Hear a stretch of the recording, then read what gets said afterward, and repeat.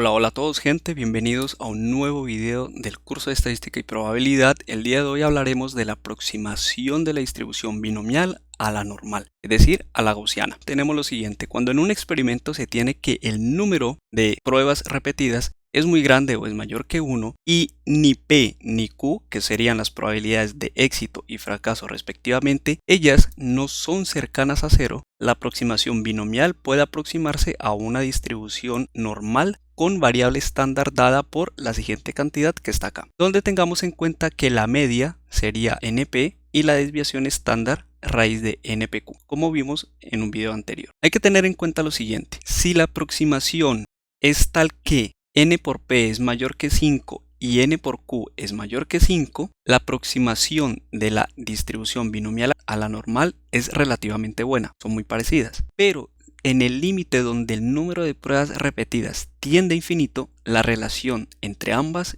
es mucho más precisa. Vamos a mirar lo siguiente. Aquí tenemos una distribución binomial, como la que hemos visto en los videos anteriores, pero con una característica interesante. Diremos que aquí, en esta posición, tenemos el valor de la media, dada por, repito, n por p. Por lo tanto, si nosotros dibujamos una distribución gaussiana, podemos darnos cuenta que el histograma coincide con la campana de Gauss. Y recuerden que en la distribución gaussiana, el área bajo la curva da como resultado la probabilidad de obtener un cierto valor para un conjunto de experimentos determinados. Por lo tanto, miren que esta gráfica que está aquí se parece mucho al cálculo de áreas bajo ciertas curvas utilizando sumas de Riemann. En el curso de cálculo integral de este canal pueden ver un video relacionado a tal tema. Ahora, ambas distribuciones son parecidas, veamos algunos ejemplos. Ejemplo número 1. Se lanza una moneda 12 veces, calcular la probabilidad de obtener cara entre 4 y 6 veces, usando primero la distribución binomial y segundo la normal. Para el primer caso debemos tener en cuenta que la distribución binomial está dada por el conjunto de combinaciones de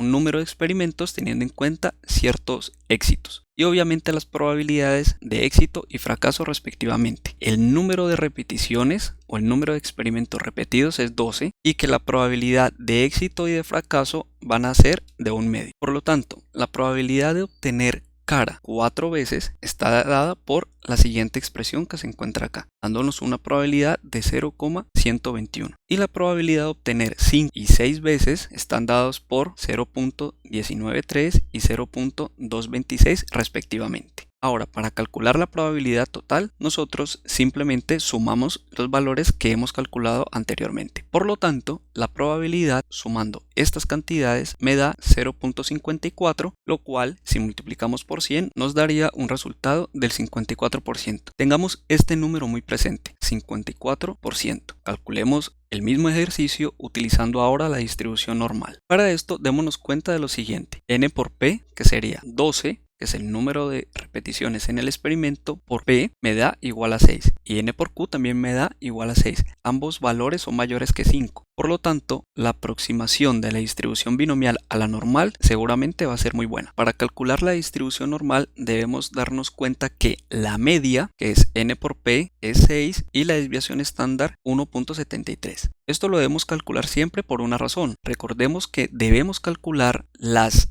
variables estándar de 4 y 6 para poder calcular dentro de la distribución normal. Pero aquí hay que hacer una pequeña corrección. Recuerden que en el video pasado nosotros, cuando calculamos la probabilidad de obtener un valor determinado, no en un intervalo sino un valor determinado, tomábamos los valores alrededor. Miren que para el valor de 4 no lo voy a tomar el valor de 3,5. En un rato vamos a ver el porqué de este motivo. Entonces, calculando la variable estándar con 3,5 como el valor de la variable, restando la media y dividiendo por la desviación estándar, me da menos 1,45. Realizando el mismo procedimiento para el valor de 6, pero recuerden, debo hacer una corrección, entonces no tomo 6, sino que tomo 6,5. El valor de la variable estándar z2 sería 0,29. Por lo tanto, yo debo calcular el área bajo la curva entre el punto z1 y z2, siendo z1 y z2 los valores calculados acá. Por lo tanto, para calcular el área bajo esa curva, utilizo la tabla que mencionaba con anterioridad en los otros videos. Para calcular esta área que está acá, junto con la tabla, voy a sumar las áreas de esta parte que está aquí hasta 0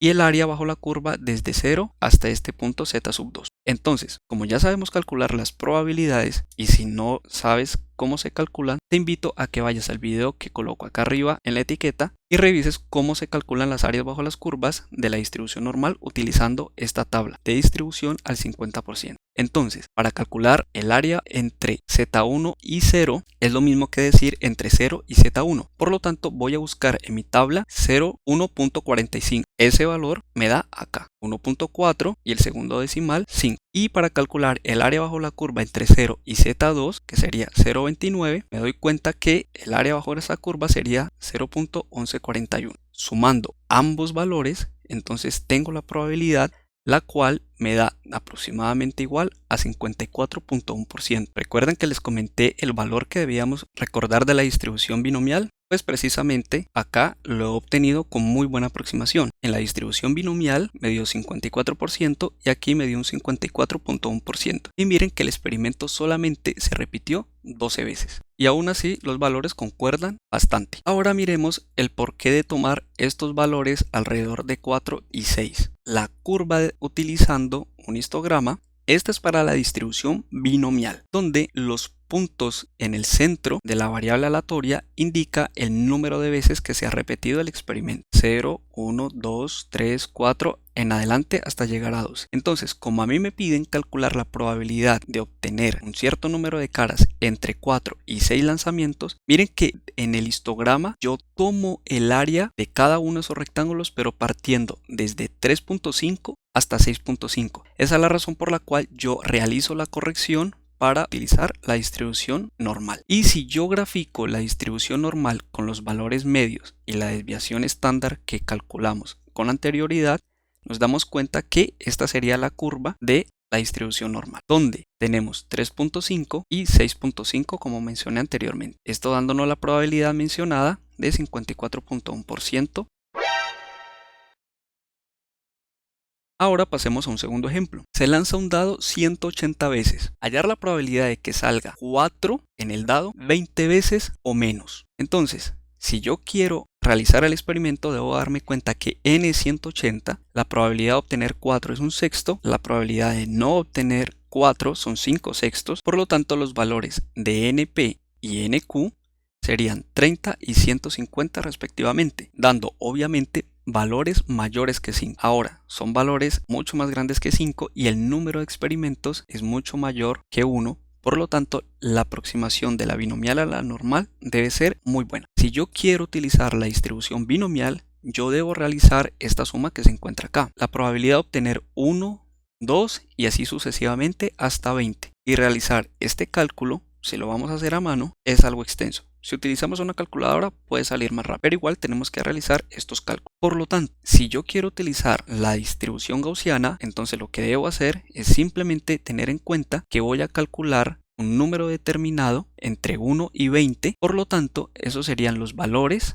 a estandarizar, donde la media obviamente sería 30 y la desviación estándar 5. De aquí que si estandarizo el valor de 1 y 20, recuerden, debo hacer una pequeña corrección. Entonces, para el valor de 1, utilizo la corrección de 0.5 para incluir que una vez hemos obtenido un 4. Utilizando los valores de la media y la desviación estándar, vemos que el valor relacionado con la variable 0.5 de forma estándar da menos 5.9. Y de la misma manera, estandarizando el valor 20, ahora con el 20.5, tengo un valor de menos 1.9 para la variable z2. Por lo tanto, el área bajo la curva que nosotros debemos calcular es la que se presenta acá. Obviamente, como mencioné en un video anterior, el área bajo la curva entre 0 y 4 o entre menos 4 y 0 es del 50%. Por lo tanto, ya sabemos cuál es el valor para la variable z1. El área bajo la curva entre menos z1 y 0, o lo que es lo mismo entre 0 y, en este caso, 5.9. Ahora bien, teniendo en cuenta el área bajo la curva y utilizando las tablas de distribución al 50%, nos damos cuenta que la probabilidad está dada por 0.5, que es el valor del área bajo la curva entre menos 5.9 y 0, y restándole esta cantidad de acá. Esto me da un 2.87%.